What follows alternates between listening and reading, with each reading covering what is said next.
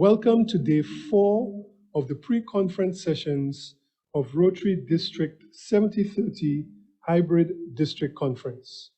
We are live here at Conference Central. Conference Central, can we give our other colleagues a wave? In Castries, St. Lucia, and we are joined by our family of Rotary from across districts 7020, 7030, and beyond. And this evening, we are also joined by my wonderful co-host, Past President Judy DeTurville from the Rotary Club of Grosley. Welcome, Judy. Thank you, Past President Albert.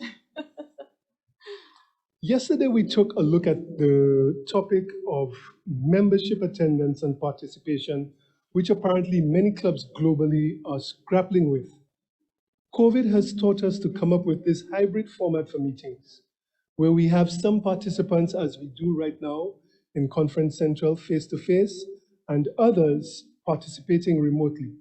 Tell me, Judy, what do you think about this new format, this new hybrid format? What do you think the reaction is going to be to this format?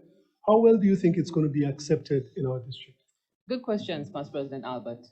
The term hybrid is in itself a new reflection of what we have become. It adds a whole new meaning to life. But as with everything else, this can be both good and bad. Great, actually, because it will reduce the stress of having to leave your office, get in the car, or whatever, the form of transportation, to get to the venue, whether it's lunch or breakfast or dinner meetings that you have, right?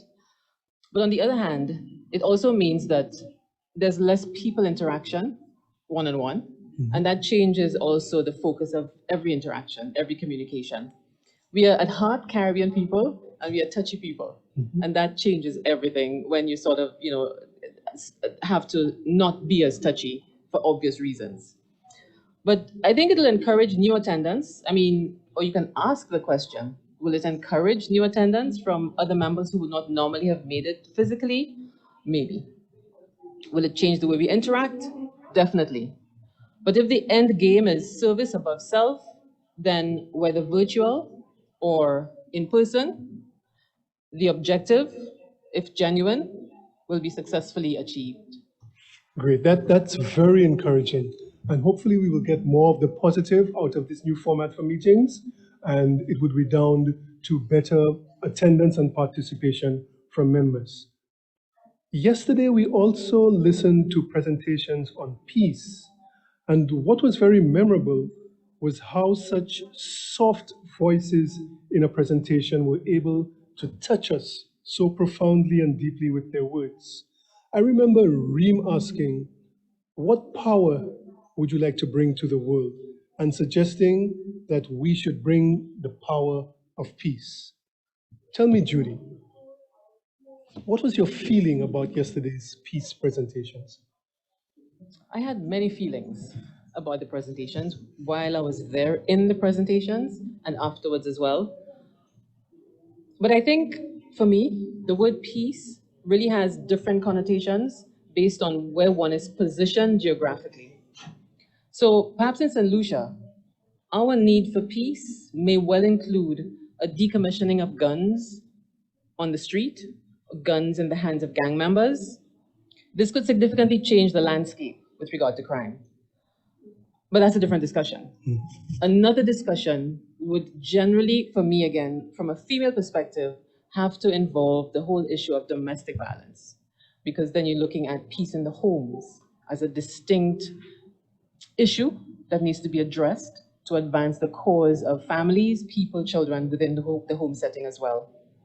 But having said this, what really struck me, and I said this to you, sort of, was the phrase piece by piece. I really like the play on these words.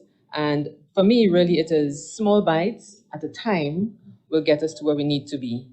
And just the general delivery of the presenters, the peace presenters, in very measured terms, it struck a chord for me, almost the message for me being treading softly to get a less violent response. Fantastic, piece by piece, one step at a time. So the message that we got was perhaps even with such a soft and peaceful delivery, even communicating quietly with our fellow Rotarians, and colleagues can have just as much impact as speaking perhaps More much louder passionately. as we hear from time to time. So that was a very touching presentation yesterday on peace. One of the comments that I noticed in the chat about the peace presentation was that the peace presentations were life-changing. These are very, very strong words. So today, on Earth Day 51, nonetheless, we will be focusing on the environment and talking about ongoing projects of Rotary in the area of peace and getting some ideas for actions that Rotary can take when it comes to taking the environment, I said peace, taking the environment to heart and ensuring that we save and protect our environment. Just before we get into that though, I had promised on Monday that I would have given you some good news about the application that I asked you to download. And I'm happy to say that that good news is that we are completely ready to award some special prizes for those of you who are using that application. So when you go into the app, first of all, you must download it, obviously. When you view the event guide, check out the schedule. When you look at the activity feed, when you update your profile, when you put sessions on the schedule, all of these activities would actually earn you points. And the more you do, the more you interact, the higher your points value will go. And on Saturday, we will be announcing the winners of one cell phone and one completely funded registration to the District Conference 7030 taking place in Barbados next year. So if you're interested in winning those two prizes, download the app, which is again sponsored by Flow, and be active, and you would have something to look forward to possibly on Saturday. So with this, I'm pleased to hand over to our past president, Matt Render, our District Environmental Sustainability Chair, who will guide you through the rest of the program for today. Over to you, Matt. Thank you, Past President Albert. Protocol having been established, good evening, ladies and gentlemen, and happy Earth Day. I'm grateful for the opportunity to speak to you this evening and to be joined by an exciting panel of passionate environmental stewards.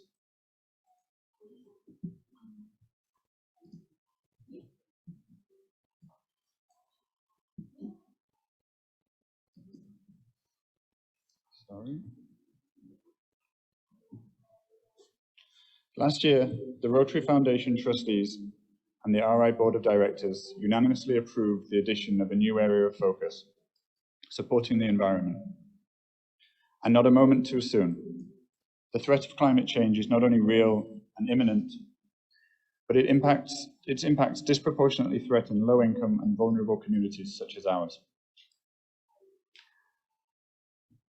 By the end of this century, CARICOM is projected to lose 3,000 square kilometers of land. That's the equivalent of Martinique, Guadeloupe, and Grenada combined, displacing 250,000 people, damaging or destroying 233 hotels, 9 power plants, 31 airports, and 700 kilometers of roads.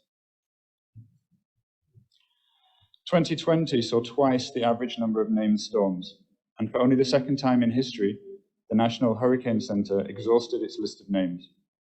Economic losses from floods and storms are now 7.5 times more likely to impact lower income communities. A recent survey suggests that based on current trends, rebuild and relocation costs could jump from 12% of GDP to 58% in Antigua and exceed 110% in Grenada.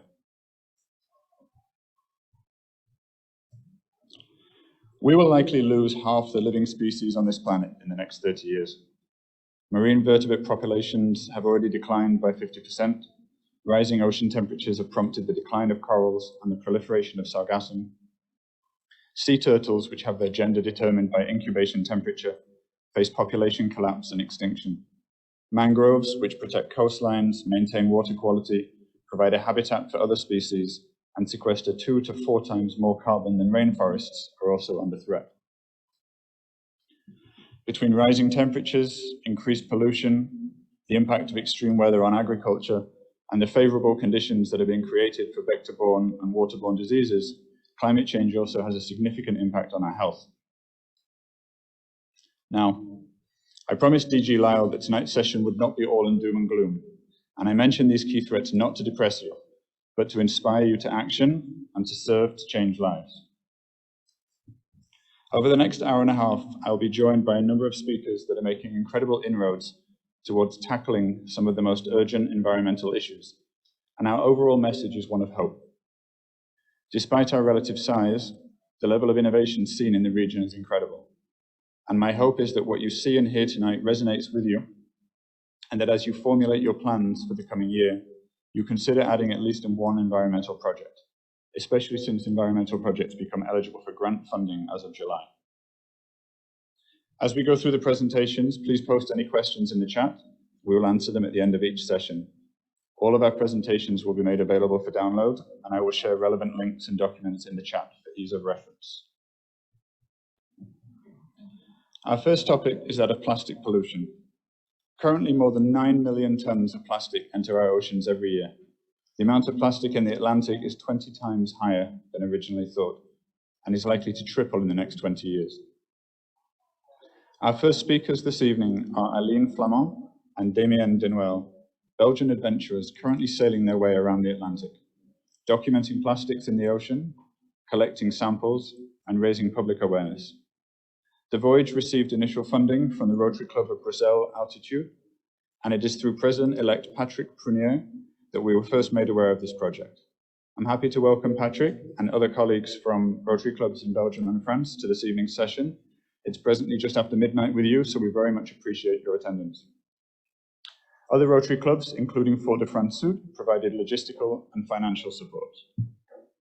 Here to share with us some of their initial findings, it is my pleasure to welcome Aline and Damien, who will address us in French. Mes amis, la parole est à vous.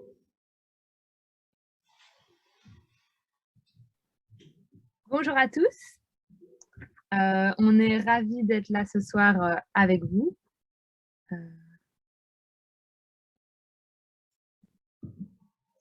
Je vais vous partager notre écran. Voilà. Normalement, vous devriez voir notre beau voilier en plein milieu de l'Atlantique. Donc voilà. Donc moi, je m'appelle Aline Flamand. Je viens de Belgique et je suis en train de faire un tour de l'Atlantique avec mon compagnon Damien. Je suis initialement architecte. J'ai étudié en Belgique et on est parti en juillet 2020 de Belgique pour commencer notre périple. Moi, c'est Damien, j'ai 30 ans depuis juste 30 minutes et je suis électromécanicien à la base. Et nous allons vous présenter un peu notre projet et ce que nous faisons ici dans l'océan Atlantique pour le moment. Donc, notre projet s'appelle Sea de plastique. C'est une expédition en voilier pour faire le tour de l'océan Atlantique et sensibiliser par rapport à la pollution plastique des océans. On s'est fixé 3 objectifs. Le premier objectif est l'échantillonnage de microplastiques. Le deuxième objectif est la sensibilisation par rapport à toute la problématique de la pollution plastique dans les océans. Et puis, le troisième objectif est le défi sportif et humain de faire un tour de l'Atlantique en voilier à 2. Donc, ici, vous pouvez voir un peu notre itinéraire. Donc, on est parti, comme je vous disais, de Bruxelles il y a presque 9 mois maintenant. On a longé toutes les côtes de l'Europe, Angleterre, France, Espagne, Portugal. Puis, on a été aux îles de Madère, les Canaries. On n'a pas pu aller au Cap-Vert comme prévu initialement à cause du Covid. Donc, on a traversé directement l'océan depuis les Canaries vers ici les Caraïbes, où on est arrivé en Martinique le 1er janvier. On a ensuite été à Saint-Vincent et les Grenadines, juste avant la catastrophe qui est en train de se produire là-bas du volcan. Et ensuite, on a passé par la Guadeloupe et maintenant, on vient d'arriver hier à Antigua. Alors, notre gros objectif pour le voyage est d'arriver à aller jusqu'au Canada avec notre voilier, ce qui nous permettrait de passer par une zone de giration de plastique qui se trouve autour des Bermudes. Alors, je vais vous expliquer un peu plus en détail en quoi consiste notre mission d'échantillonnage de plastique. Donc, ce que nous faisons, c'est qu'avec notre voilier, nous tirons un filet qui permet de récolter les eaux de surface sur l'océan. Donc, c'est les 15 premiers centimètres de la surface qui permet de récolter l'ensemble des plastiques qui flottent à la surface. Il y a deux grands types de plastiques qui sont récupérés, des plastiques dits primaires. Donc, ce sont ceux qui sont déjà de base de très petites particules, donc comprises entre 5 mm jusqu'à 0,3 mm. Ce sont des microplastiques qu'on peut retrouver par exemple dans certains cosmétiques, des bulles en plastique, etc. Et ensuite, les plastiques secondaires, donc qui sont des plastiques fragmentés. Ce sont des plus grands morceaux de plastique qui, suite à l'effet de la mer, donc du vent, des vagues, etc., vont se fragmenter en petits morceaux. Et donc, avec le filet que vous pouvez voir sur la présentation, on va les ramasser. Et en ramassant pendant environ 30 minutes les eaux de surface, on va pouvoir déterminer la concentration en microplastiques dans la zone de recherche. Donc, en collaboration avec une association suisse qui s'appelle Ocean Eye, nous, on s'occupe de récolter les échantillons. Ensuite, on envoie les échantillons en Suisse dans leur laboratoire, ce qui leur permet de créer une carte interactive. Cette carte interactive, elle est utilisée par le programme GRID des Nations Unies. Donc, c'est une base de données à l'échelle mondiale qui regroupe l'ensemble des données plastiques pour les océans. Il faut savoir qu'actuellement, il y a uniquement 20 000 échantillons sur l'ensemble des océans de la Terre, ce qui est en fait ridicule, sachant que ça fait plus de 10 ans qu'on prend des échantillons. C'est vraiment risible.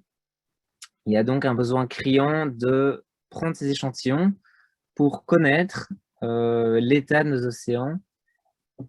Et on va pouvoir vous montrer pour la première fois notre carte personnelle. Donc, c'est les tout premiers échantillons qui ont fini leur cycle d'analyse, qui ont été pris au début de notre voyage. On voit les premiers points, avec certains qui sont assez conséquents. Bien sûr, on vous mettra en commentaire les cartes pour que vous puissiez découvrir tous nos points de mesure. Ici, ce sont d'autres des images de durant la traversée de l'Atlantique. Vous pouvez voir en bas à droite, à l'intérieur du filet d'échantillonnage, une multitude de petits fragments plastiques. Alors, depuis que nous sommes arrivés dans les Antilles, notre quantité d'échantillonnage est presque réduite à néant à cause des sargasses, étant donné que dès qu'on essaye de réaliser un échantillon, notre filet est saturé en sargasses et donc on ne sait pas avoir d'échantillon qui est valable pour une analyse, étant donné qu'on a plus de sargasses que de plastique dans notre filet. Donc, moi, je vais vous parler de notre deuxième objectif, qui est la sensibilisation. On a d'abord commencé la sensibilisation déjà avant notre départ, pendant les travaux qu'on a fait à Bruxelles, parce qu'on a acheté un vieux voilier qui a demandé beaucoup de réparations. Ensuite, on a continué pendant le voyage. On essaye de prendre des images de ce qu'on voit pour pouvoir montrer avec notre expérience ce qu'on découvre sur les plages. Et on a été assez attristés de voir qu'il n'y a quasi aucune plage sur laquelle on a été où il n'y a pas de plastique. Ensuite, on essaye aussi de faire avec des actions concrètes. Donc, on s'est fixé un objectif de essayer de prendre au minimum 5 minutes à chaque fois qu'on va sur une plage pour récolter des déchets plastiques. Parfois, on reste toute une après-midi, mais parfois, quand on passe rapidement, on n'y reste que 5 minutes, on prend quelques déchets. Et si tout le monde faisait ça, ça permettrait d'éviter qu'il y ait une grande quantité de plastique qui retourne dans les océans depuis les plages. Ici, c'est quelques photos d'une exploration un peu plus grande qu'on a fait en Espagne. On a découvert des filets de pêche qui étaient enfouis dans le sable. Et donc, on a invité les enfants qui étaient dans les bateaux d'à côté pour qu'ils viennent nous aider et déterrer. On a déterré 11 casiers en plastique et en filet qui étaient ensevelis sous le sable. On en a reconstruit un pour pouvoir l'utiliser et puis le reste, on a jeté à la poubelle. Et on réalise quand même qu'il y a beaucoup de déchets liés à la pêche dans les océans. Et puis en Martinique, on a eu la chance, grâce au Rotary de Fort-de-France Sud, qu'on remercie d'ailleurs, d'avoir une centaine d'élèves qui sont venus sur le bateau. Donc on est d'abord allé dans leur classe, leur présenter notre projet et la problématique par rapport au plastique. Et ensuite, ils sont venus voir le bateau et comprendre concrètement comment ça marchait de prendre un échantillon, comment ça marchait de vivre en autonomie sur un voilier, de sauvegarder ses énergies, etc.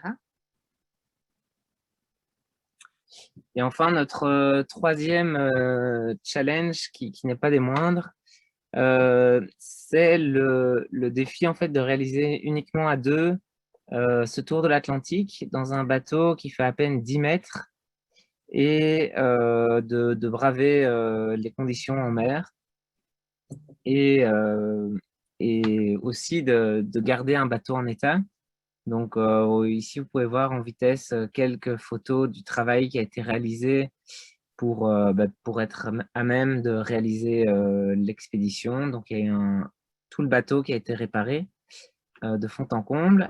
Et même depuis le départ, en fait, on continue à toujours devoir le garder en état, que ce soit le moteur, le gréement du bateau, etc. etc. Alors, on nous a en fait une grande traversée pour le moment qui était la traversée de l'Atlantique. Ici, d'ici un mois, on se prépare à faire une autre très grande traversée, de quitter Saint-Martin vers New York. Donc, c'est une traversée qui est assez engagée puisque la météo n'est pas toujours favorable dans cette zone, en tout cas entre les Bermudes et New York. Et c'est un fameux challenge de réussir déjà à naviguer en toute sécurité, mais aussi de réaliser les échantillonnages en haute mer. Et donc maintenant, on voudrait vous raconter un peu plus l'histoire du Rotary et de notre projet Bioplastic. Donc ça a commencé à Bruxelles d'abord, où on a rencontré le club Rotary de Bruxelles Altitude qui nous a accueillis et qui a décidé de nous aider financièrement à pouvoir réaliser le projet. Ensuite, lors de notre départ à Newport, il y a un autre club Rotary, le club Rotary de Newport-Westhook, qui est venu nous saluer des pontons et qui nous a également soutenus financièrement. Puis on a été accueillis très gentiment par deux clubs Rotary en Bretagne, le club Rotary de Douarnenez et de Concarneau, qui nous ont un peu aidés techniquement à réparer quelques trucs sur notre bateau, qui ont fait venir la presse pour faire connaître un peu plus notre projet et qui nous ont accueillis comme il se doit. Et puis, au Portugal, on a aussi la chance d'être accueillis par le club de Porto et de Lisbonne, pour qui on avait fait des conférences plutôt à distance comme maintenant dû au Covid. Et puis à Madère, après la traversée de Lisbonne vers Madère, on a réalisé qu'on n'était pas assez autonome en électricité. Et là, on a eu l'aide du club Rotary de Ghent en Belgique, qui nous a aidé à financer en partie un hydrogénérateur. Donc, c'est comme une sorte d'éolienne sous-marine qui est dans l'eau en navigation et qui permet de produire de l'électricité. Et grâce à cet hydrogénérateur, on est autonome 100% en énergie renouvelable pendant les traversées parce qu'on a besoin d'électricité pour nos instruments, etc. Et maintenant, on ne doit plus allumer le moteur pour pouvoir recharger nos batteries, donc c'est un soulagement. Et puis, il y a le club Rotary Fort-de-France-Sud qui nous a aidé à organiser toutes les visites des écoles, qui nous a accueillis lors de ces réunions et qui nous a surtout financé pour un nouvel enrouleur de génois. Le nôtre avait 25 ans et nous avait fait quelques frayeurs pendant la traversée de l'Atlantique. Et on ne se sentait plus trop en sécurité de l'utiliser pour la traversée vers le Canada. Donc, merci à vous. Je sais que vous êtes là quelque part. Alors, voici un peu tous les points. En fait, c'est un point par jour depuis notre départ que vous voyez sur cette carte.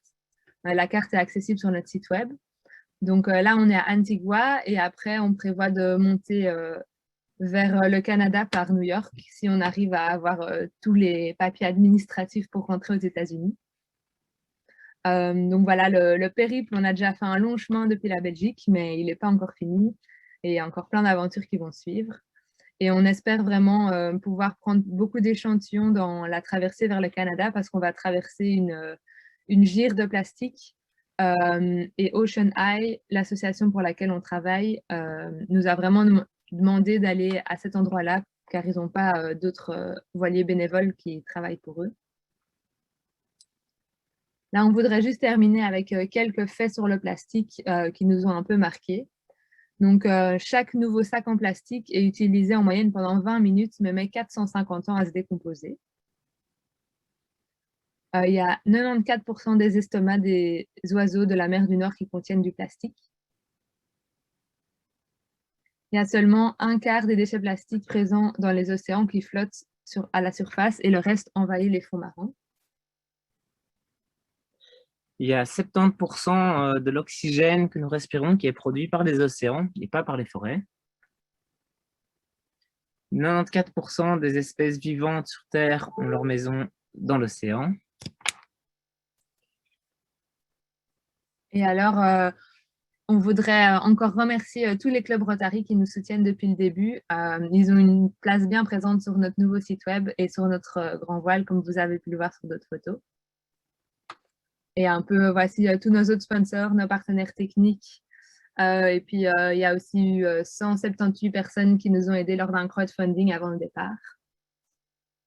Alors voilà, je ne sais pas si vous avez des questions un peu plus précises. Je vais voir dans la conversation.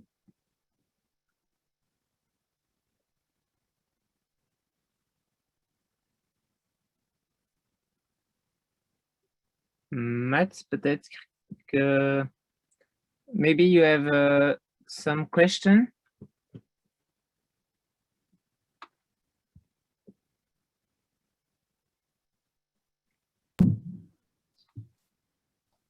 Matt? Yes. Thank you very much. Thank you to both of you, Aline and Damien, for sharing your experiences with us. We do have some questions in the chat. I was trying to address some of them as we go, but Ernest, who's from the Rotary Club of Groselay, is asking what you think is the biggest threat in the Caribbean in terms of pollutants. I will answer in French because I think it's more easy. Du coup, par rapport à cette région spécifique qu'est les Caraïbes, qu'on a eu l'occasion de visiter lors de notre périple, on est vraiment fort inquiet par rapport la problématique des sargasses. Parce que souvent sur les plages, on en voit quand même beaucoup, mais dès qu'on est en mer et qu'on passe d'une île à l'autre, on voit des tapis énormes. Et je ne suis pas spécialiste dans cette question, mais je pense que c'est vraiment au niveau de l'écosystème marin ici, je pense que c'est vraiment une grosse problématique qui est encore beaucoup plus poussée que le problème des plastiques, bien que en fait on ne sache pas mesurer les plastiques avec notre système notre protocole d'échantillonnage, du coup on n'a pas une idée en fait très claire à cause des sargasses du problème des plastiques dans les Caraïbes.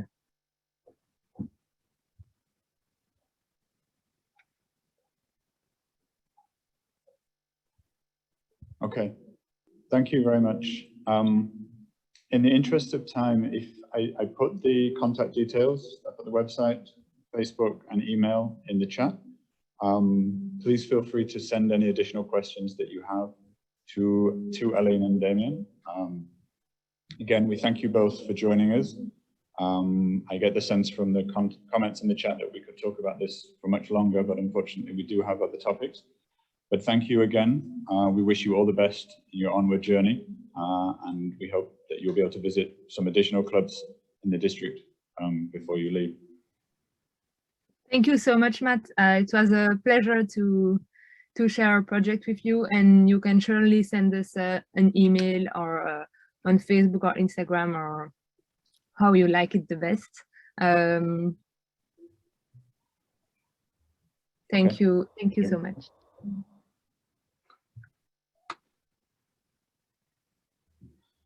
Okay. Our second topic for discussion this evening is sargassum.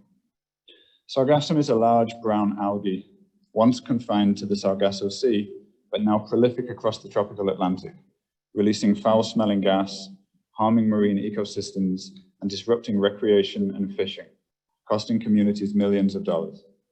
Our subject matter experts this evening are Dr. Shelley-Ann Cox and Anne Desrochers, co-authors of the Sargassum Uses Guide, a comprehensive publication that documents the innovation taking place across the region. Dr. Cox is a postdoctoral research associate at the Center for Resource Management and Environmental Studies at the University of West Indies in Barbados.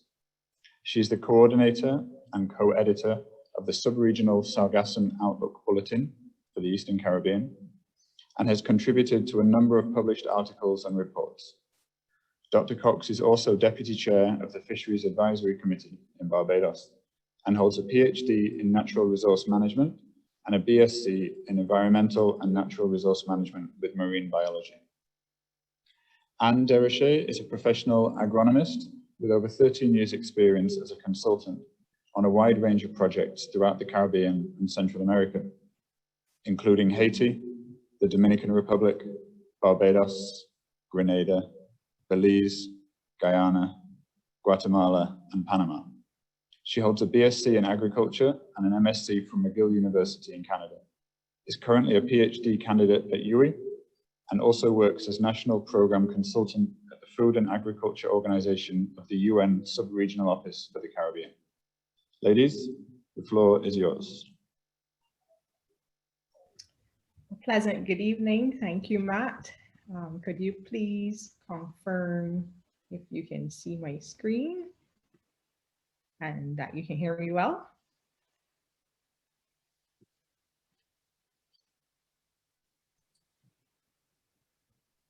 Okay. Yes, Shelley-Ann, go ahead. Okay, thank you. Yeah, so thanks again for the opportunity to present on this important issue. This evening, we're going to provide a brief background about the issue. A bit has been spoken about sargassum influxes already. And we're going to speak about some of the activities, sargassum-related research and outreach that we have been coordinating. And CERMES is located in Barbados, so we bring you greetings from Barbados. And then I'm going to hand over to my colleague and friend, Anne Desrochers, who is the lead author on the Sargassum Uses Guide, to present on the multiplicity of uses that sargassum can be explored. This evening, we looked at sargassum, but are we viewing it as a hazard or an opportunity? So since 2011, the coastlines of the Caribbean have been subject to unprecedented, massive episodic sargassum influxes. And I want to emphasize that sargassum is beneficial at sea. It is habitat to many organisms, But at sea, it does present some issues for fisher folk as well as other persons traversing the sea. But is when we get these huge sargassum influxes coming in and beaching, this is where it creates an issue that's affecting people and our climate sensitive sectors. So here is a picture of the Crane Beach in Barbados. This is on the southeast of the island. Many of you might be familiar with the Crane Beach, but this was 2018, which is still our worst year to date as it relates to sargassum influxes. And you can see the impacts on tourism. Not only does it, taint how the beach looks, but of course the smell as it decomposes. So again, just to give you a brief overview, this is a processed satellite image, and there is an index that is used to determine what is sargassum and what is not. And you can see here the red color shows where there's a lot of sargassum. So our colleagues at the University of Southern Florida, they produce this product, and you can see that in July 2018, there was a lot of sargassum, starting from West Africa all the way up to Mexico and in the Gulf of Mexico. There are still some limits for satellite imagery, and there's lots of cloud cover there in that region that we're still trying to work with in terms of how we go about forecasting it and informing decision makers. But this is what we have in terms of, products that can really help sargassum managers. And, it was this event in 2018 that inspired the term, the Great Atlantic Sargassum Belt. Just March, the latest estimates would suggest 10 million metric tons, which was close to what was there in 2018. Around June, July, it was said to be an estimate of 20 million metric tons in the tropical Atlantic. So quite a huge issue. And how is it impacting sectors? So multi-sectoral impacts. Fisheries, we're seeing decline in our landings. You're seeing more juvenile dolphin fish. Even up to a study we did, a decrease in 52% of flying fish landings in Barbados. And flying fish is one of our main fisheries in Barbados, and this impact since 2011 is really not only impacting the fisher folk and their livelihoods, but even our culture and our heritage might be at risk. We look at tourism, we can see the impact on tourism on the beaches, how it affects the hotels and so on.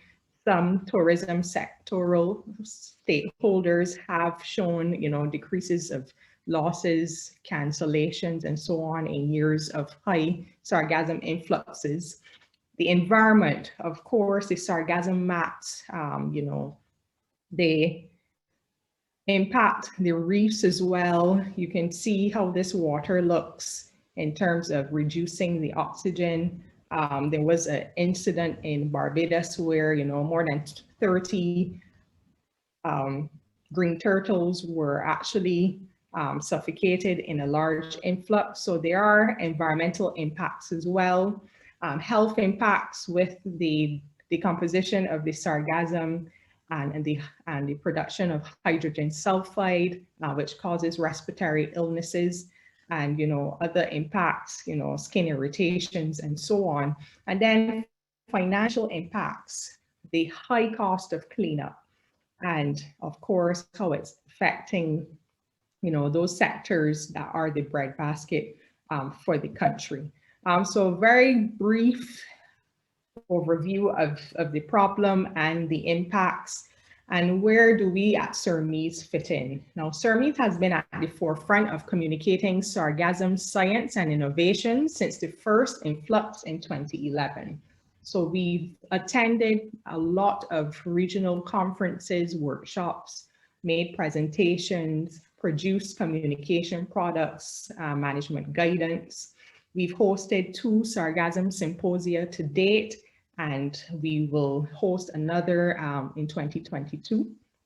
We're right now working on about 4 sargassum projects. CC for Fish, which is a climate change adaptation in the Eastern Caribbean Fisheries Sector project. And that was a project that really funded the development of the Outlook Bulletin, which I'll show in the next slide. Sargadapt, I'll speak a bit more about this, and Sartrap. These are our 3 main projects. And you know, there are other smaller grants that are supporting these projects. You're familiar with the guide, and we'll speak more on this, but we would have developed best practice guides. We're working on developing sargassum adaptive management strategies for 4 Eastern Caribbean countries under CC for Fish. And we recently finished a draft for Barbados. So quite a lot of activity, and you know, the problem is still, you know, very complex, and science and policy are still catching up, but we're trying to do our best, and you know, several strides have been made to date. Now, the Subregional Sargassum Outlook Bulletin, it's produced on a bi-monthly basis. The next issue is due May the 15th, so it's a 2-pager. The forecast is presented for the next 3 months. We are in the process of trying to work on a longer 6-month forecast. If we can solve the issues as it relates to the cloud cover and so on, we may be able to give a 1-year forecast in the bulletin. So, you know, when the project first started, we were looking to develop this forecast, but then we realized that we needed to package the information in a way that, you know, stakeholders who were most impacted could understand, and provide some guidance and implications to this. So we can share, of course, the links with you so that you can access this, and you can subscribe to receive the bulletin every 2 months. Another recent publication is a 4-page policy brief on sargassum management. This is on the FAO website. Again, you know, guidance. It also outlines some of the initiatives that are ongoing as it relates to projects in the region, and, you know, very useful information about policy implications and supporting actions. I would say very quickly, the Sargadapt project, which we are implementing right now, it's quite in the early stages, but there are some synergies with what is going on as it relates to your activities in the Rotary. And we see some synergies with some of your upcoming projects, specifically as it relates to component 3, which looks at demonstration projects, also looks at as well as supporting the hosting of the Sargassum Symposium next year. And, you know, in terms of, you know, developing community plans, you know, these are, your clubs are ideal stakeholders that we can, you know, collaborate and engage with. Under the project as well, we're working on a drone monitoring protocol. There has been some work done on monitoring, but of course, doing normal transits and trying to estimate the amount of sargassum on the beach is quite tedious. So we're using the technology to create a drone monitoring protocol. This has been tested on a beach in Barbados called Walker's Reserve on the East Coast. And, you know, they are still tweaking it a bit, but we should have the protocol ready by 2021. We aim to train some persons in the project-related countries to do this and to use the platform. So you will be able to upload your photos, and then using algorithm, select the area, and it should give you the volume of the sargassum. So yes, so under component 3, we will be implementing some demonstration projects. Of course, they will be more or less a bid for this, but we can see some synergies and collaborations with your clubs. And the Sargassum Symposium also would have an expo. We're still experimenting with how this symposium will be delivered in light of COVID. But we would appreciate participation from your membership for those interested in the symposium. So at this time, I'm going to turn over to Anne to give us an overview of the uses guide and other opportunities. Thank you for your attention. Thank you, Shelley-Ann, and good evening to everyone. Thank you for this opportunity. For this second part of the presentation, I will speak a little bit more about sargassum uses and some opportunities. So UWI and SERMIS with FAO, as part of the CC4Fish project, developed a sargassum uses guide. Currently, it's the advanced draft that is available for download on the SERMIS website. So basically, the guide is specifically developed for researchers, entrepreneurs, and policymakers. It relates to giving an overview of the chemical composition of the pelagic sargassum. It gives an overview of potential uses. We develop a biomass scalability index as well, which I will speak a little bit about. We have a section of the guide that states different case studies of researchers and entrepreneurs across the wider Caribbean region that are currently developing different uses with sargassum.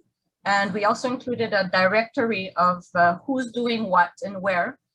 So to give a bit of idea of who is doing research, who is developing, who are the entrepreneurs developing different uses, and how to contact these people. Of course, this is a starting point because this is a sector that's constantly changing. New actors are coming and going. So hopefully this can continue in the future, but this is a starting point. And finally, in the Sargassum Uses Guide, we also talk about certain challenges and implications of developing certain uses. Shelley, next slide. Yeah. Okay, so what exactly is in sargassum? Sargassum is composed of many different elements, and these can play different role and can be used for different end products. Basically, the sargassum biomass is made of about 85% water and then about 15% of dry biomass. And in this dry biomass, you have different elements. So you have carbohydrates, you have ashes, you have fats, proteins, fibers, vitamins, minerals, and secondary metabolites. And all of these can further be broken down into different components, and each of these can be used for different uses. So as an example, polysaccharides can be further broken down into mannitol, fucoidants, alginates, and so forth.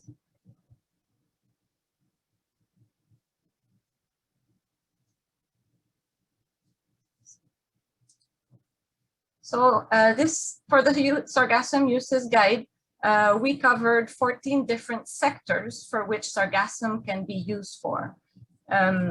These are agriculture, biofuels, bioremediation, anti-fouling coatings, lubricants, surfactants, adhesives, the electrochemical industry, environmental restoration, food industry, clothing, cosmetics, paper, pharmaceuticals and biomedical industry, construction, and bioplastic.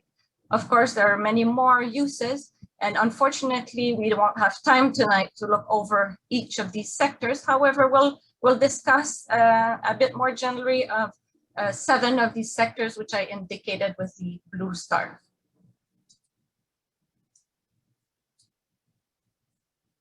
Okay, before delving into some of these different uses, I think it's very important to note and to highlight that the seaweeds have very high adsorption and absorption properties, and they tend to accumulate heavy metals such as arsenic, iodine, and other compounds that can be toxic to animals and humans if they are found in large quantities. Sargassum composition varies greatly according to when it's harvested and where it's harvested. There is a need for further testing to learn more about these properties across the region. There are some recent articles, as we have a picture here, stating that in some countries, in many countries, these samples show exceeding amounts of total arsenic, which go beyond maximum limits to develop certain uses, such as animal fodder and fertilizers. However, so there's a lot of potential uses, but I think there's a need for further and more frequent testing of the sargassum to learn more about the exact composition.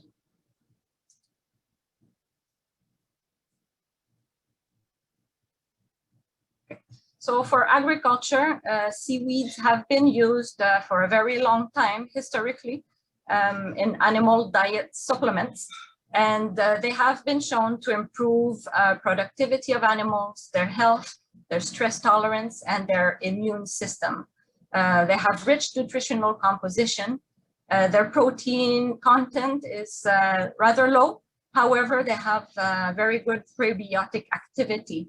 Prebiotic means that there's a type of fibers that feed the beneficial bacteria in the digestive system, and that makes the feed easier to digest. And there are several studies that determine that feeding small quantities of seaweeds to livestock reduce methane emissions by up to 80%. Next slide. Okay. Seaweeds also have been used historically in crop production. For example, as a soil amendment for biochars. Biochars can be added to soil to enhance soil quality, enhance soil structure, improving porosity, increasing the water and nutrient retention capacity. Can be used as mulch. It can be used as a co-compost, fertilizer, plant tonics, plant stimulants. It has shown properties, shown effects as a weedicide, bactericide, fungicide, and it can also be used as a growth substrate for mushrooms.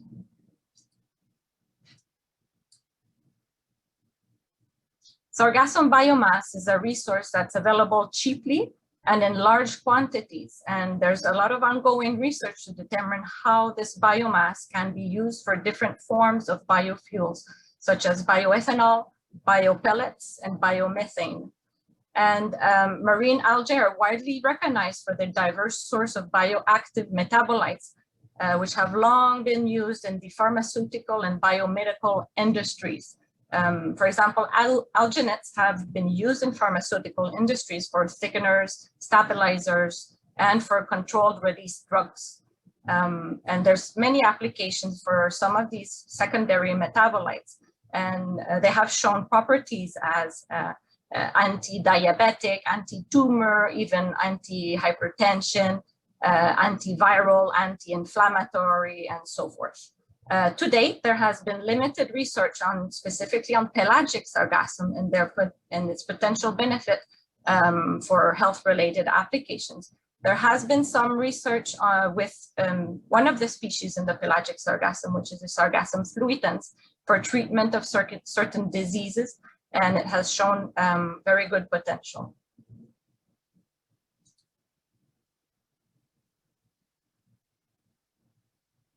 Okay, I wanted to touch a little bit about activated carbon because it's a cross-cutting use in several sectors. Seaweeds have high absorptive capacities, as we mentioned, and it can be used for water and wastewater treatments and filters, in air and gas purification, pollution bioremediation. It can be used in making cosmetics, in the food industry, pharmaceuticals, even in agriculture, and for making electrodes for batteries and supercapacitors. Here is just an example of the global activated carbon market value, which is very high and estimated at over $8 billion US.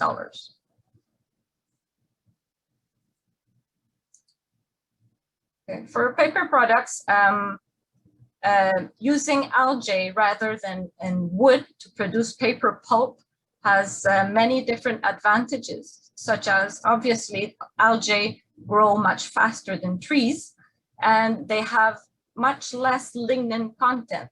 And usually to make paper, the lignin has to be separated from the paper pulp.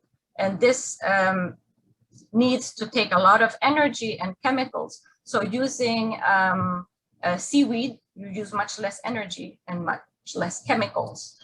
In Chile, they have developed this seaweed-based paper, and they cover fruits and vegetables before export, and they have seen great fruit protection and preservation increase. Here there we see young entrepreneurs that have made very nice notebooks in Mexico using sargassum.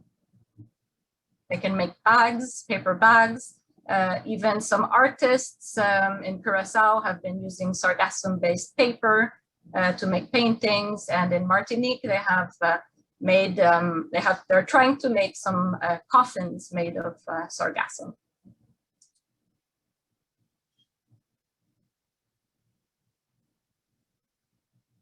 In construction, there's high demand for sustainable building materials, and algae biomass can be used for foam boards, insulation sheets, slabs, even bioasphalt, and bricks. In Mexico, here we see there's an entrepreneur that's been making seaweed-based, sargassum-based bricks to make houses. And brown seaweed can be also used to make some furniture particle boards.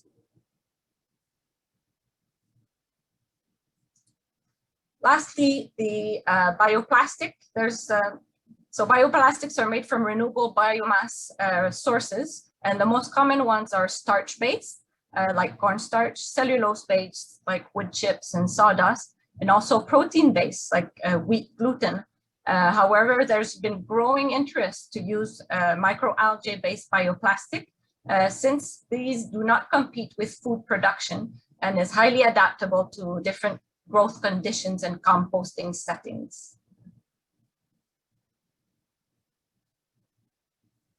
It has been used to make single-use plates and different materials.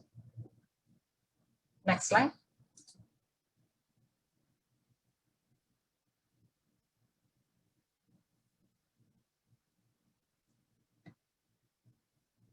Shelley, next slide.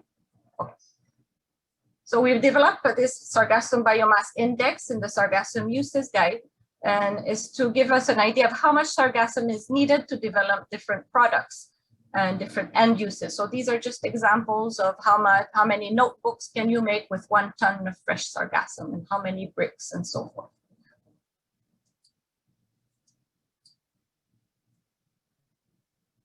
Some of the challenges in developing uses with sargassum is basically unpredictability and inconsistency in supply. We don't know when the mats will appear and in how much volume.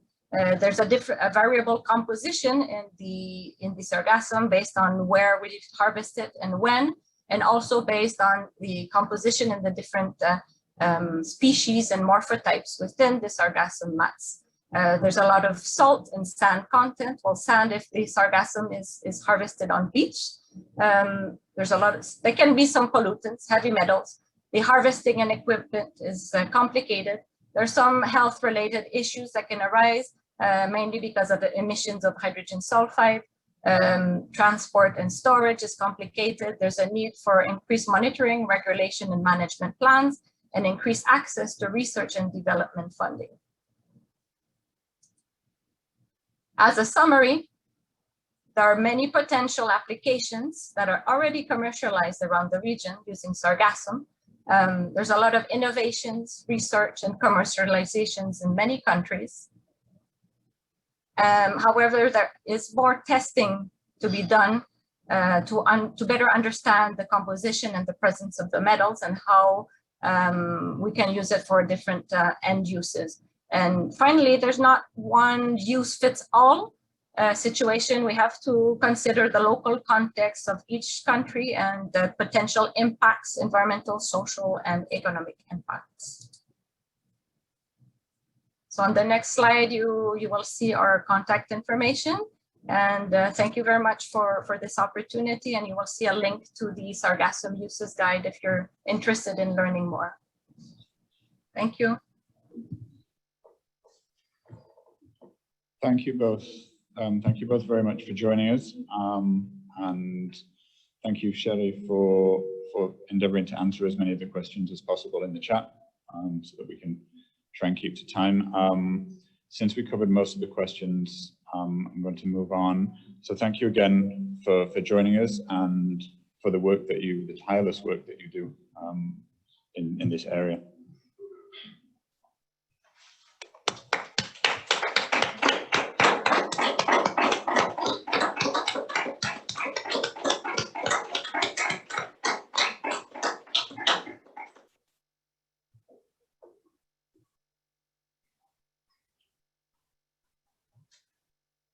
Okay.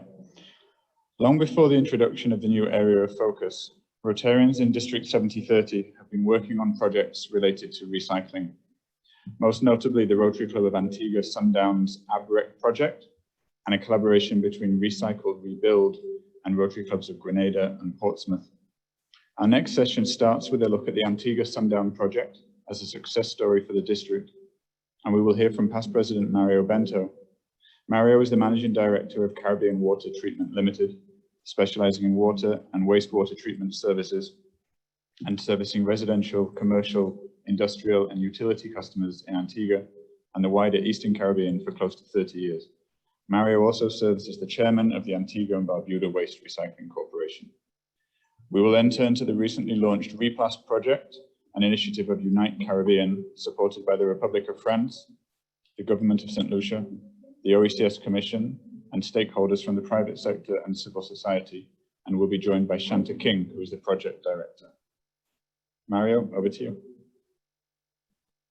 Thank you, Matt. Good evening, Rotarians and other speakers this evening. I'm happy to spend just a few minutes giving some background on the Antigua and Barbuda Waste Recycling Corporation, which is a project of the Rotary Club of Antigua Sundown. We've been at this for 15 years. It's sometimes hard to realize how we've been able to weather all the challenges and still be open and operational 15 years after.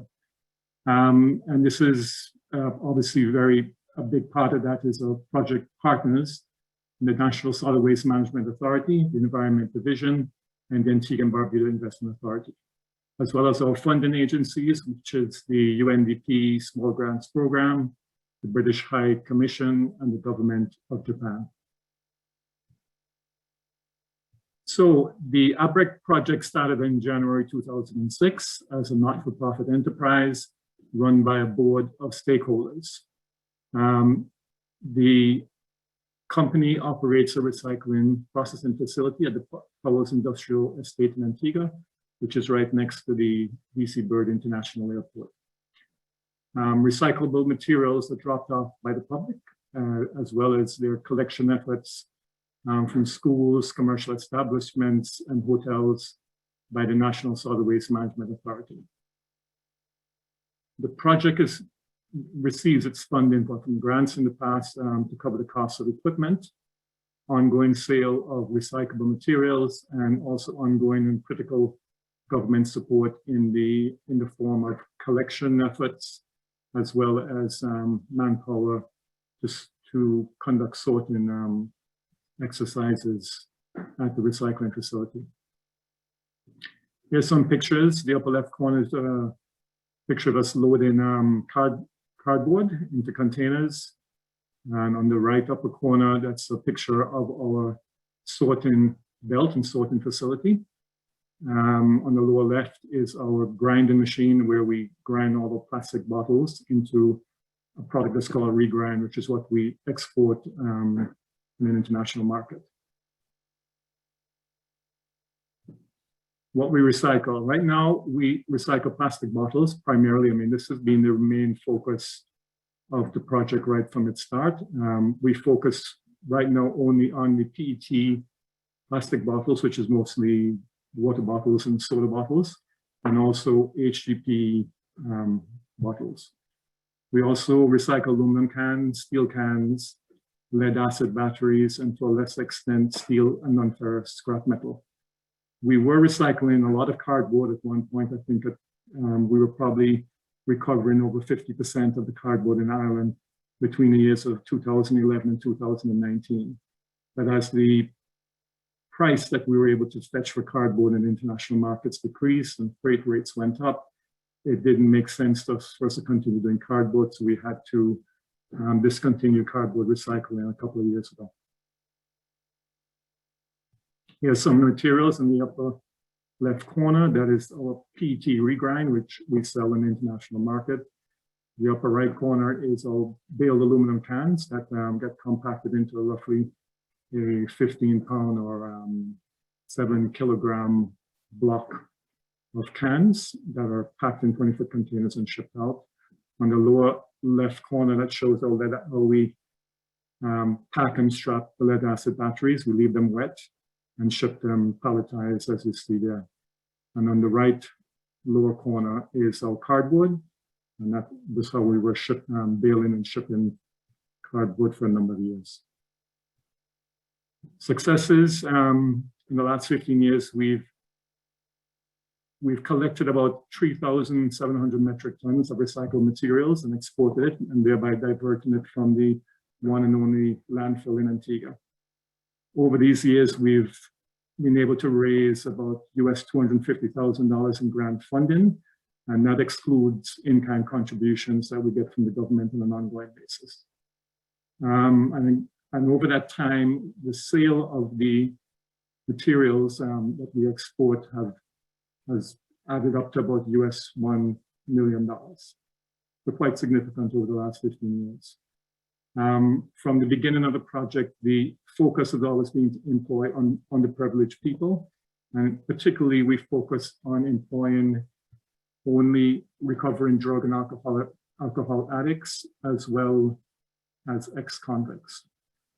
We've made big strides in public awareness and education. I think we've had most of the 60 or 70 primary and secondary schools in Antigua all come to visit the plant over the years. We've done several public education campaigns over the years.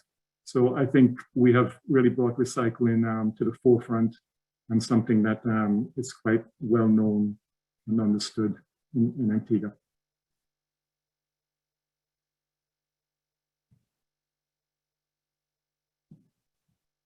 Here's an export summary. It just shows how this material is broken down. Plastics, again, is the main material that we export. We've done about 30 containers of plastic and 570 tons over the years. Also batteries, aluminum cans, scrap metal, cardboard, broken out in this table.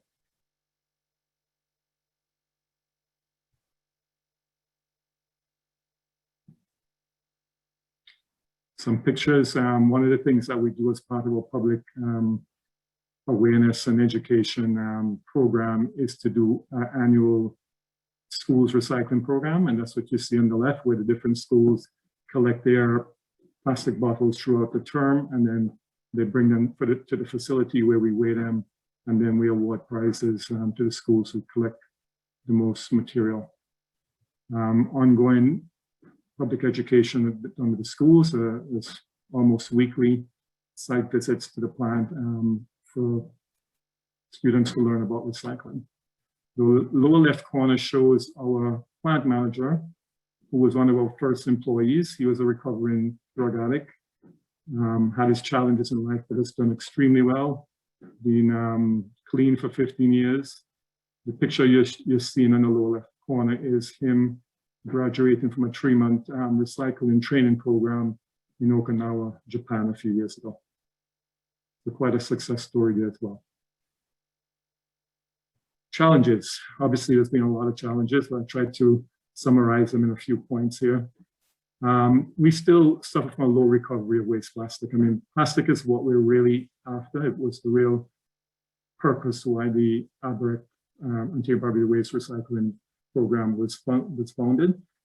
But even as of today, we're probably only recovering about 5% of the plastic bottles that are being used and sent to the landfill. We've suffered ongoing from inadequate funding. With more funding, we could have sustained more aggressive public awareness and education campaigns, done better collection efforts, and been able to recycle a wider range of products. There's also increasing freight rates. That has been a bit of an issue for us over the last few years, and port handling charges in Antigua itself that continue to rise. All through this, we also suffer from decrease in revenues on the export side. Typically, maybe about 10 to 12 years ago, we were getting about 15 cents a pound for a PET bottle regrind. And as of the last shipment we did a few months ago, it's down to about 4 cents. So a very dramatic decrease in revenues from the sale of the exported waste material that we do. One of the things that has really been a big problem over the last 3 years is the difficulty to find export markets. As you may know, China has closed its borders to a number of different recycled materials over the years, but particularly the waste plastics about 3 or 4 years ago. And this has been has caused a lot of difficulty in recycling programs, not just in Antigua, but across the Caribbean and certainly across the world. Our ongoing biggest #1 challenge, though, is we've been evicted from the facility that we've occupied for the last 15 years. We have to be out of there by the end of this month, so we're moving into a temporary, smaller facility, or essentially just a shed, while we plan to build a new building. These are just a few articles on what I spoke about on China. How China closing its market to its borders to waste plastics has really had a big impact on recycling programs across the world. The way forward, we were able to make presentations to the government, and were recently, this last month, given 3 acres of land by the government to construct a new 20,000 square foot recycling and manufacturing facility. Obviously, it's a very ambitious plan that we have, and it probably won't have to be done in phases and take a number of years to really come to fruition. The cost of this project in terms of the construction of the new building and the new equipment that will be needed will run us about $2 million. So this is certainly a very big and ambitious funding program that we will have to go after to be able to make this a reality. We are also actively engaged with the government and a number of stakeholders to try and develop and enact a bottle deposit legislation. This is something we've been talking about and encouraging the government to consider for 15 years. But I'm happy to say that this is now a very important issue now with our government. And I think it's a very good chance that we may have this legislation passed within the next 6 months. In all of this, we have to now look at shifting to what we call a closed loop approach. And that means that the plastics that we will collect, continue to collect in the island, we will try to find ways to manufacture them into new products, either within the island or within the OECS sub-region. And I think this is the approach, not just for us, but for all recycling programs in the Caribbean. It's the way we need to start looking at as freight costs become higher and more countries ban the import of waste plastics into their countries. So we've been happy to be part of an initiative being led by the International Union for the Conservation of Nature. The program is called the Plastic Waste Free Islands Initiative. It is 8 small island states across the world have been selected to be part of this initiative. And I'm happy that Antigua is one of these small island states and being the beneficiary of the program and the approach. Here's a picture of the land that the government has granted the Rotary Club of Antigua Sundown to construct this new recycling facility. Again, as I said, it's white box here. So it's totally greenfield at this point. So a lot of work to make this a reality. The two programs that we are actively developing right now through the Plastic Waste-Free Island initiatives is, one is the bottle-to-bottle program.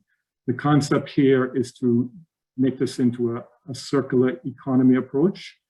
So at the bottom left, we'll start with the plastic bottles being collected at a collection point or a number of depots around the island. They're sent to the recycling plant where they're grinded up into flakes and then washed and pelletized. We will then ship them to a preform manufacturing plant that specializes in manufacturing preforms for drinking water bottles from recycled plastic. Right now we're looking at partnering with a manufacturing facility in Mexico to do this. Once the preforms are made, they'll be shipped back to Antigua, sold to the few water bottling manufacturers here locally, and used to make new PET water bottles. So that's how we'll close the loop in this program. And one thing I should say too, by this approach, it also gives us a shore market for the PET regrind that we have to sell, and it also hopefully will lower the cost of buying new PET preforms for the local water bottle market. The second program, the Waste to Product program. In this program, we're going to be separately collecting primarily HDPE and polypropylene. Polypropylene is mostly the bottle caps in plastic and soda bottles, and water bottles and soda bottles. So these will be collected, sorted, pelletized again, washed, and then used to manufacture products on island, which will range from landscape products to furniture and souvenir type products, which will all be sold on the local market, and again, thereby closing the loop on HDPE and polypropylene. And that's it. Thank you for your attention, and I'm open to any questions. Thank you, Mario. In the interest of time, what I'd like to do is, if I can ask Shanta to begin her presentation, and Mario, if you don't mind, there's some questions in the chat. Perhaps you could put some responses in there. Thanks. Shanta, over to you. Thank you.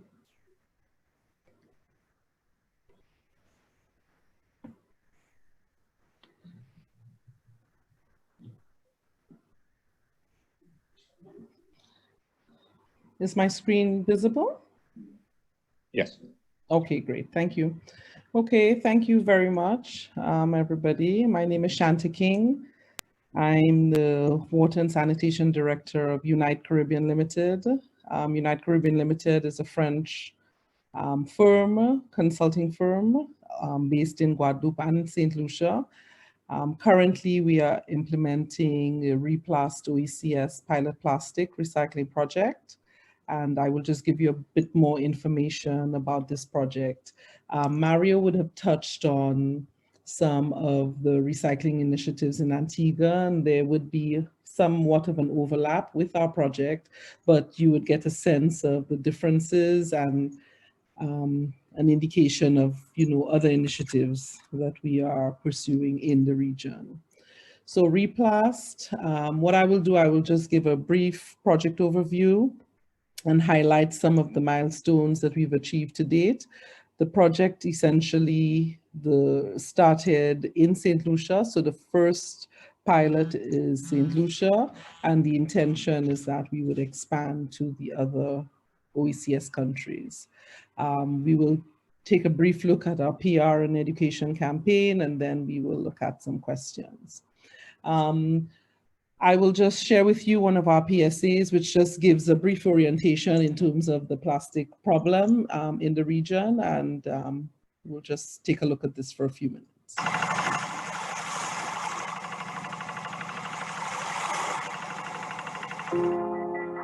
As a fisherman, I work hard to provide for my customers and my family.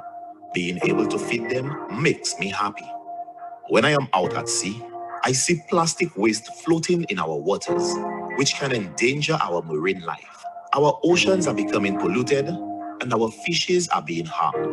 The ocean has no place for plastics. So for our sake and the sake of our marine life, place your plastic waste in a recycle bin.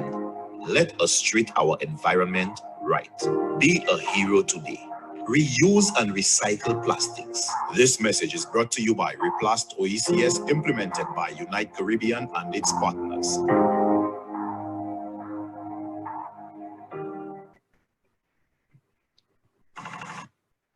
Okay, as we would have discussed already in previous presentations, the plastic waste management is a real issue in the region. And most recently, the region has been identified as a very high in terms of plastic waste pollution. It's a major concern for us in the Caribbean, especially since our tourism product really depends on having a pristine environment. Shortly after heavy rainfall, we will see evidence of real poor handling of plastic waste. So with that in mind, the Replast project was developed to create a sustainable circular economic model for managing and recycling plastic waste in the Caribbean. And the intention was that we would have started with this pilot in St. Lucia and then moved to other OECS countries. This approach really is innovative in the sense that in addition to collecting plastic in different sectors, we are also developing a digital marketplace platform to create an incentive for persons to bring in plastic. So we have developed a non-monetary incentive scheme. So we're not actually paying persons to bring in plastic, but when persons bring in plastic, they're actually getting points for that plastic, and they're able to go onto a digital platform to redeem those points. So we have a number of different incentives that we've put in place for persons participating in this program. One of the key features of our project is that it's a public-private initiative. So what we've done, the initial pilot of the project is funded by the government of France. However, there are a number of private sector companies that are supporting the project in St. Lucia. So these companies would provide sponsorship. They've actually been supporting the public education campaign, and these companies are also supporting the rewards program where incentives are being provided for the general population to provide as an incentive for collecting and bringing in their plastic. Project objectives. There are 4 main project objectives. 1, the collection, sorting, and management of PET bottles.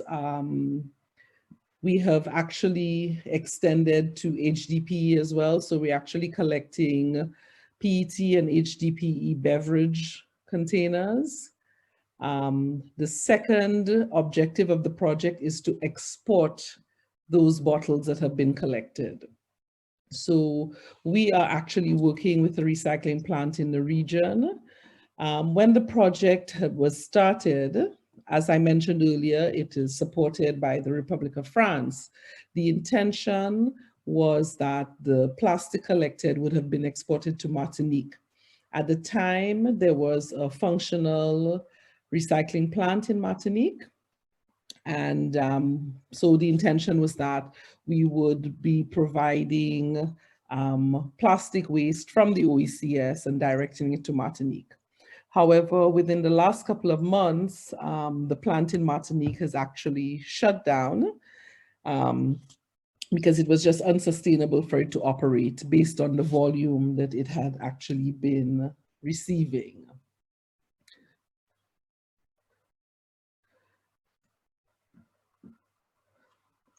The third objective is the public awareness of ecological issues surrounding waste. So we have a comprehensive public awareness program, and this is ongoing, and this has been pivotal in terms of sensitizing the general public in St. Lucia to the issue of plastic waste management.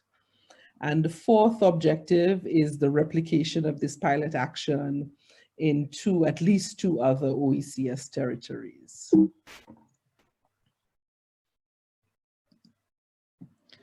Okay, so with respect to these objectives, the project is being implemented in 4 components. So component 1 focuses on the collection system and incentive scheme.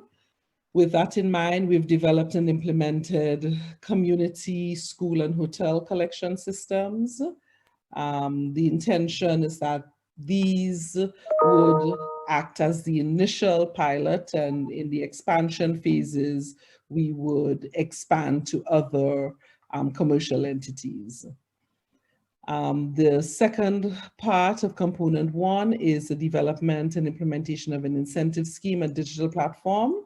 And that we have been able to do as well. And a little later on, I will go to our website and illustrate that. Component 2, following from objective 2, is the development of export flow, supply chain, and economic models. So we've actually developed logistic master plans and an economic model. We've undertaken capacity building programs with local recyclers in St. Lucia.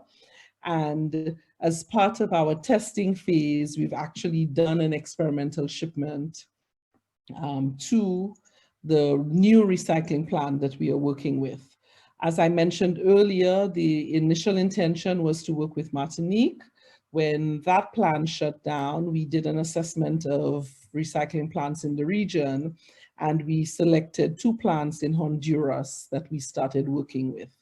So far, we've actually sent 2 experimental shipment containers to Honduras, and we're working with one of the plants where that is concerned. But there are 2 plants in Honduras that we intend to be working with throughout this project. Component 3 of the project is that of public awareness and project replication, and then component 4, management and monitoring and evaluation. With respect to project milestones, just to highlight a few, we have a mapping study of potential plastic waste streams that we have undertaken. We've also mapped PET waste quantities in local communities. I spoke earlier of the logistic master plan, an assessment of recycling facilities in the Caribbean, and the development of incentive scheme and associated platform. We have conducted experimental shipments. So far we've shipped 26,000 pounds of plastic to Honduras. The model for the collection is that we are mobilizing community groups to set up collection points for communities. And these groups are supported by volunteers from the region. So we've trained quite a few volunteers to support those community groups for the collection activity. We've had significant engagement of private sector decision makers, sponsors, reward partners, and this is quite significant because the private sector is really plays a pivotal role in the success of a project such as this. And again, our public awareness and public education campaign is ongoing. So far, we have actually launched our collection points in the communities and in the hotels. The schools, we've had to have a slightly different approach. Initially, we were going to have collections at the schools, but most of the schools have been closed and they've had virtual classes. So we've had to put the school collection on hold, but we've engaged the schools in our public education campaigns virtually.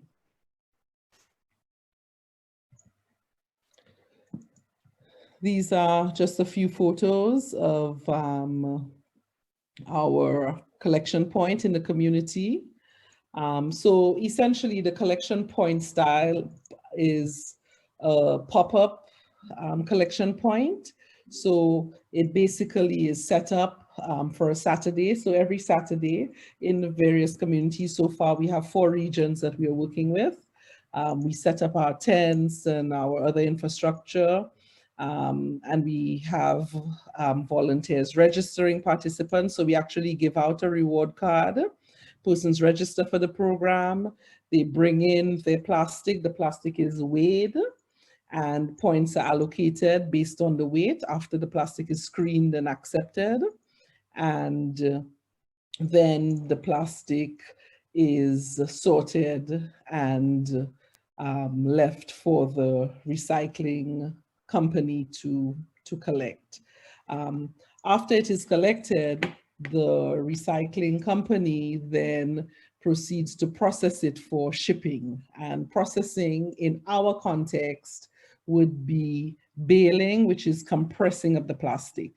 So our process is slightly different to what Mario would have described. He spoke about pelletizing or generating pellets from the plastic. In our case, we are simply compressing it into bales, and these bales are then loaded into containers and shipped to the recycling facility. Shanta, I'm sorry to interrupt you, but we have run a little over time, so can I ask you to start to wrap up? Sure, no problem. Okay, so essentially, our public awareness campaign is under the theme Reuse and Recycle Plastics, Be a Hero. And so we have a number of, billboards and different public education campaigns that are ongoing. We are focusing on PET and HDPE bottles. So we encourage people to uncap, rinse, and dry those bottles and then bring them in. With respect to our website and digital portal, the intention was for me to have just navigated through it quickly. So what I would suggest is that if you visit our website, replastoecs.com, you can go to the media page, you get a better sense of the project activities. If you click on register, you will see the whole registration portal. If you click on marketplace, you will then get a feel for the marketplace and how the site is built up. So just in a nutshell, this is the Replasto ECS project. And in terms of support, we encourage the private sector to support the project through sponsorship of knowledge tools, the community collection points, sponsoring schools, etc. The project is implemented in phases. At this stage, we're in the implementation phase on the ground, January to July 2021. And we are hoping to expand in St. Lucia from August this year. And also we are hoping to replicate in 1 or 2 OECS countries this year. Okay, so just very quickly, this is the Replasto ECS project. So if we have any questions, I would be happy to answer. Thank you. If I can perhaps ask again, if you could perhaps, there are a couple of questions in the chat. Okay. I'm being told that we do need to start to wrap up. So I want to apologize first of all, because we did have another speaker lined up. And I'm going to have to reschedule that session. It's a session on the removal of refrigerants in the region. It's a very exciting project for us. So I will liaise with the presenters and we will schedule a separate session for that so that we have enough time. It's quite a detailed project. So in closing, I'd just like to thank all of the speakers for this evening, for the time that they've taken to speak with us, but also for the work that they're doing. I'd also like to thank the members of the Environmental Sustainability Committee, who you see on the screen in front of you, for all of their support over the last 9 months. I'd like to thank DG Lyle, the rest of the conference committee for providing this opportunity, the team behind the scenes working on the call and the translation, and of course to all the attendees for your interest and your support. The committee is here to support you in any way that we can, so please reach out to us. If you haven't already done so, please consider joining ESRAG, the Environmental Sustainability Rotary Action Group, and be sure to catch the address by ESRAG board member Michael Terrelong on Saturday. I've seen a teaser of his presentation, and you don't want to miss that. Thank you again, and I now hand you back to past President Albert. Thank you very much, Matt. Let's give them a round of applause, please.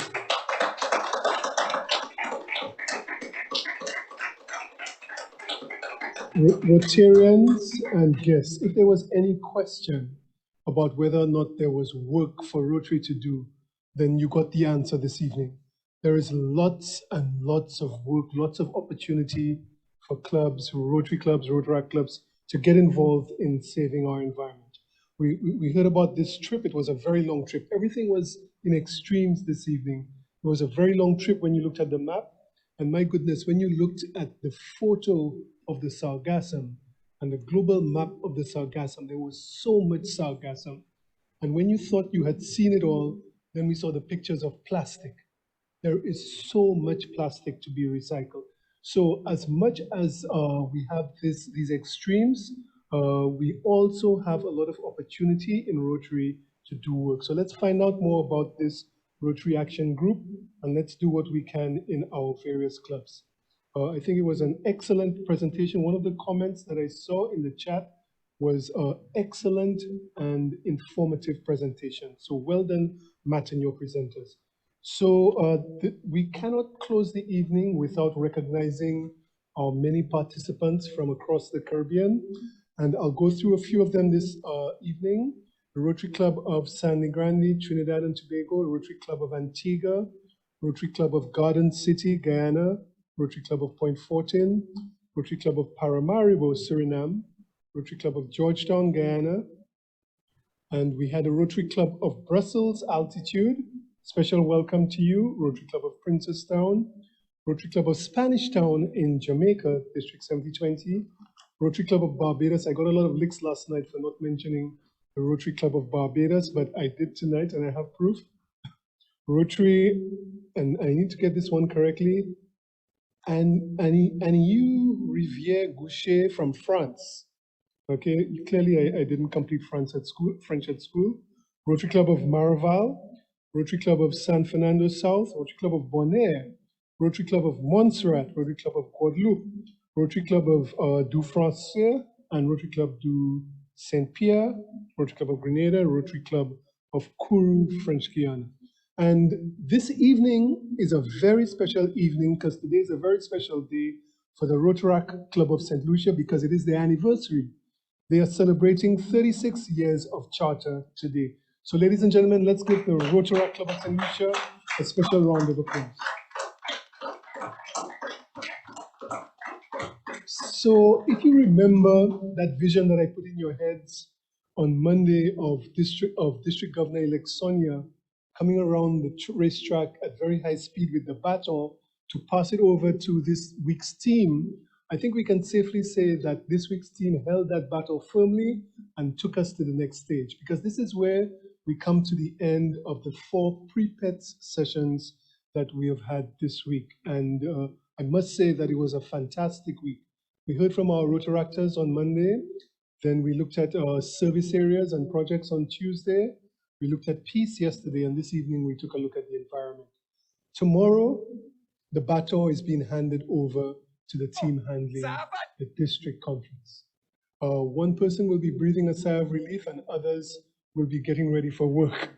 So our keynote speaker tomorrow is past RI President Barry Racine from the Bahamas, And I'm sure you will not want to miss his presentation, his keynote, as well as all of the other exciting things that we have lined up for you. So we start tomorrow at 6 p.m. as usual. Download the app, interact and engage on the app. We thank our app sponsors, the Bank of St. Lucia. We thank Flo for sponsoring the app, and we thank Bank of St. Lucia for sponsoring the interpretation. And we look forward to seeing all of you again here tomorrow for the third and final leg of our Rotary District 7030 conference.